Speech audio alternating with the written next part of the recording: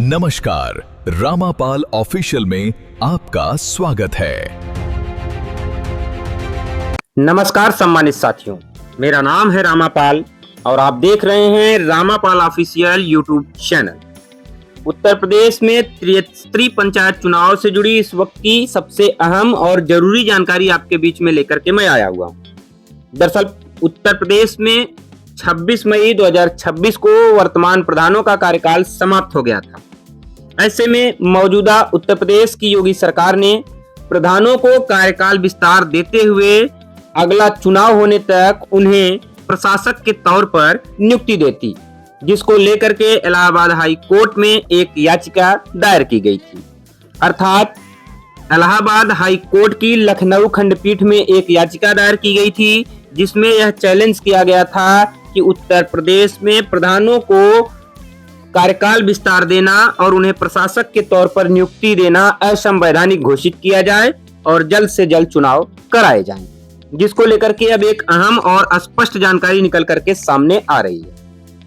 दरअसल यूपी में पंचायत चुनाव की तैयारियों के बीच में योगी सरकार ने वर्तमान प्रधानों के कार्यकाल को विस्तार दे दिया था, जिसको लेकर के जो याचिका दायर हुई थी उस पर इलाहाबाद हाई कोर्ट ने सख्त टिप्पणी करते हुए राज्य निर्वाचन आयोग उत्तर प्रदेश से पूछा कि यूपी में आखिर पंचायत चुनाव कब तक होंगे। निर्वाचन आयोग ने तारीख भी पूछी है। उत्तर प्रदेश में ग्राम प्रधानों का कार्यकाल 26 मई को ही समाप्त हो चुका है। प्रदेश सरकार ने एक नोटिफिकेशन जारी कर मौजूदा प्रधानों को ही पंचायत चुनाव होने तक प्रशासक नियुक्त कर दिया था। सरकार के इस फैसले को इलाहाबाद हाई कोर्ट में चुनौती दी गई थी, जिसको लेकर के अब इलाहाबाद हाई कोर्ट ने सख्त टिप्पणी करते हुए पूछा है कि यूपी में त्रिस्तरीय पंचायत चुनाव आखिर उत्तर प्रदेश सरकार कब तक करा रही है। दरअसल उत्तर प्रदेश में 57,694 ग्राम पंचायतों के मुखिया यानी ग्राम प्रधानों का कार्यकाल 26 मई 2026 को ही समाप्त हो चुका है। उत्तर प्रदेश सरकार ने 25 मई को ही एक नोटिफिकेशन जारी कर दिया, जिसमें मौजूदा ग्राम प्रधानों को ही अगला पंचायत चुनाव होने तक प्रशासक नियुक्त कर दिया गया। बतौर प्रशासक मौजूदा ग्राम प्रधानों की नियुक्ति अधिकतम 6 महीनों के लिए ही प्रभावी होगी। अब यह मामला सीधे हाई कोर्ट पहुंच चुका है, जिसके मद्देनजर उत्तर प्रदेश सरकार के साथ साथ राज्य निर्वाचन आयोग भी अब कटघरे में खड़ा होता हुआ दिखाई दे रहा है। दरअसल एक याचिका दायर की गई थी, जिसमें यह कहा गया है कि प्रधानों को कार्यकाल विस्तार देना असंवैधानिक है। अभी तक प्रधानों की बजाय एडीओ पंचायत को ही उत्तर प्रदेश में प्रशासक के तौर पर जिम्मेदारी दी गई थी। फिलहाल ग्राम प्रधानों की बतौर प्रशासक नियुक्ति के खिलाफ जो याचिका दायर हुई है, उस पर सुनवाई करते हुए इलाहाबाद हाई कोर्ट ने अब और अधिक सख्त रुख अख्तियार कर लिया है।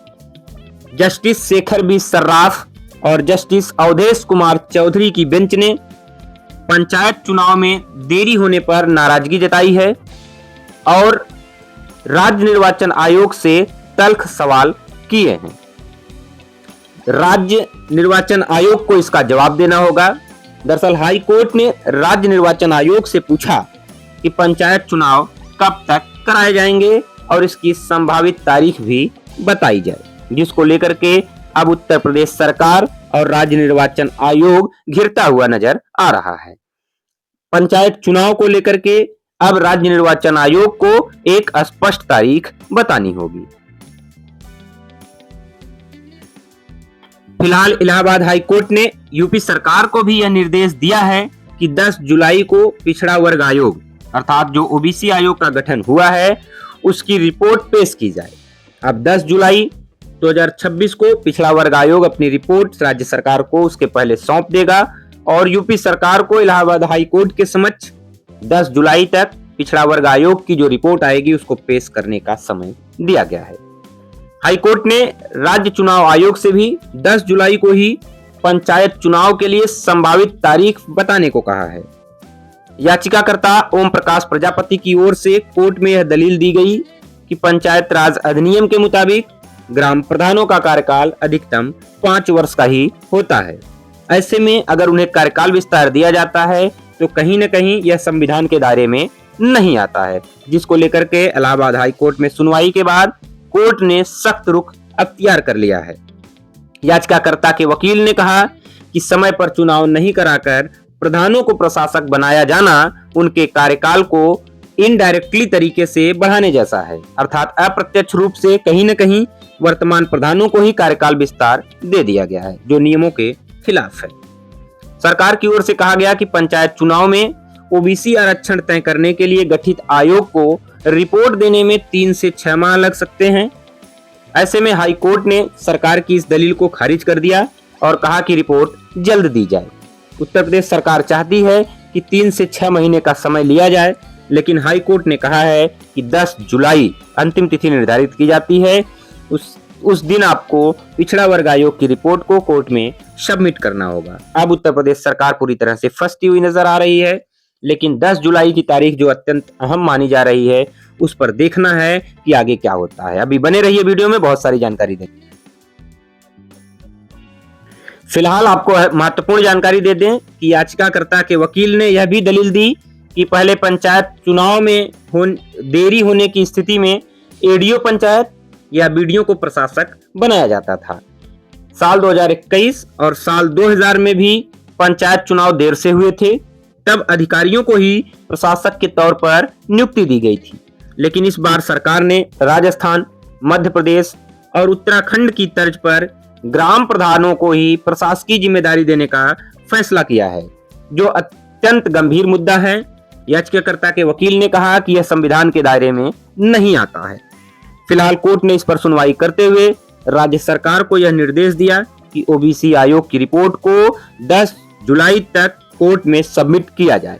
अब देखना यह है कि 10 जुलाई की तारीख को जो सुनवाई होनी है, उस पर क्या घटनाक्रम चल करके सामने आता है।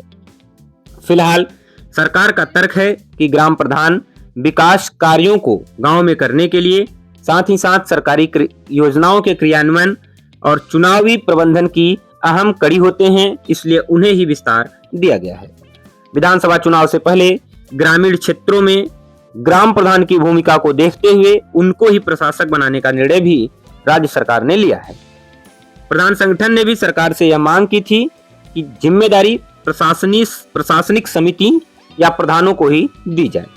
फिलहाल हाई कोर्ट ने इस पर सख्त टिप्पणी की है और अब इस मामले में अगली सुनवाई 10 जुलाई को तय की गई है। लेकिन क्या 10 जुलाई तक उत्तर प्रदेश सरकार पिछड़ा वर्ग आयोग की रिपोर्ट को कोर्ट में सबमिट कर पाएगा, यह सबसे बड़ा सवाल बनता है। आपको क्या लगता है सम्मानित साथियों कि क्या उत्तर प्रदेश सरकार इतनी जल्दी कोर्ट में सबमिट कर पाएगी पिछड़ा वर्ग आयोग की रिपोर्ट या फिर नहीं? कमेंट बॉक्स में जरूर बताएं।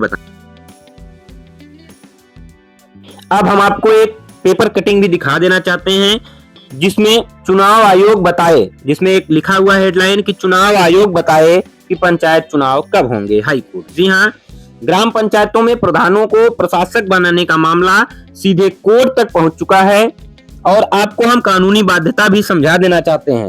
दरअसल राज्य सरकार को भी निर्देश दिया गया है कि समर्पित अन्य पिछड़ा वर्ग आयोग की रिपोर्ट 10 जुलाई 2026 तक कोर्ट में पेश किया जाए। अब आपको महत्वपूर्ण और सबसे स्पष्ट जानकारी दे दें कि प्रदेश में पंचायत चुनाव को लेकर के देरी हो रही है और हाई कोर्ट इस पर सख्त रुख अख्तियार कर लिया है। अदालत ने राज्य निर्वाचन आयोग से पूछा है कि प्रधानों के चुनाव कब तक कराए जाएंगे। 10 जुलाई को होने वाली अगली सुनवाई पर कोर्ट ने निर्वाचन आयोग को चुनाव की तारीख भी बताने का निर्देश दिया है। तो कुल मिलाकर के चुनाव आयोग ने कहा है कि 10 जुलाई की अगली तारीख तक पंचायत चुनाव की तारीख का ऐलान राज्य निर्वाचन आयोग और योगी सरकार मिलकर के कर दे। इलाहाबाद हाई कोर्ट ने आदेश जारी कर दिया है कि 10 जुलाई को जो भी सुनवाई होनी है, उसमें राज्य निर्वाचन आयोग उत्तर प्रदेश तारीखों का निर्धारण करके बताएगी। साथ ही साथ योगी सरकार को यह भी निर्देश दिया गया है कि पिछड़ा वर्ग आयोग की जो रिपोर्ट होगी, उसको हाई कोर्ट के समक्ष प्रस्तुत करना होगा।